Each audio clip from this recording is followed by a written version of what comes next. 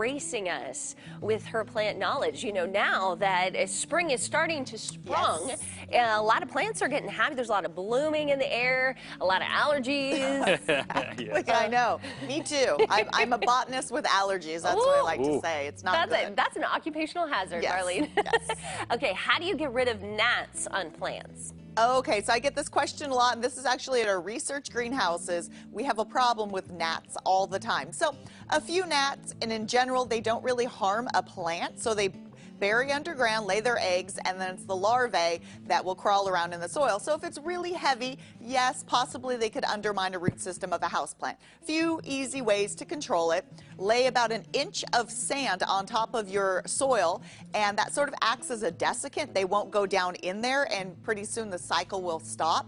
You could also lay some yellow sticky traps that you could buy at a nursery that you usually use to monitor for like whiteflies. Go ahead and cut them and lay them on top, and of course as the adults try to go down to lay the larvae, they're going to get stuck on there. I've even heard that used dryer sheets will sort of prevent them, but pretty much anything you lay on top that's going to prevent them from going down will curb the cycle. So it won't get rid of instantly, but it will do so pretty fast. So those are three just quick, easy ways to get rid of. And of course, make sure you're not overwatering, because generally they like really wet soils. It's not always the case, but just make sure you're not overwatering.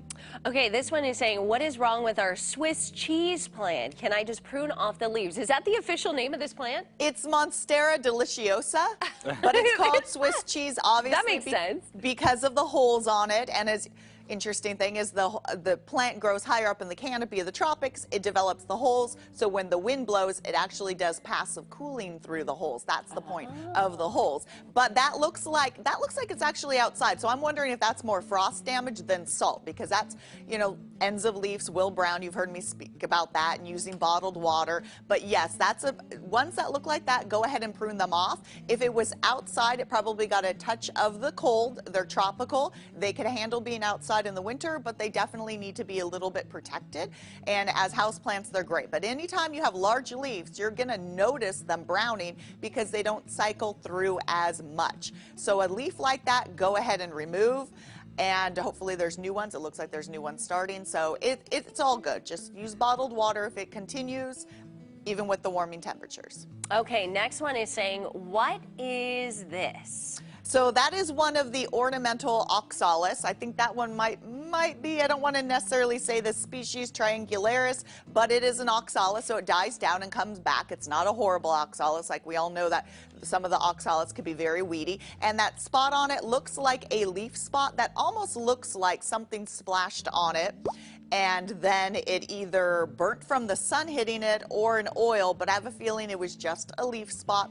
Very common with this wet winter and then the warming temperatures. There's going to be a lot of foliar fungus out there. So I would just let that go. If it continues, you've heard me mention use neem oil, sulfur sprays for your foliar fungus. But usually with the heat and drying out, plants will outgrow it. It never dissolves off of the leaf it's on. The new one should not have it. That's what you're always trying to do with these sprays, is preventing them from getting on the new leaves. Okay, there you go. You can find her Instagram at Simon Says Garden and Facebook, Marlene the Plant Lady, all one word. Give her a few days. She's very busy. Very busy. All right, time now to check our status update, yeah? Yeah, if you want to. Sure. Okay.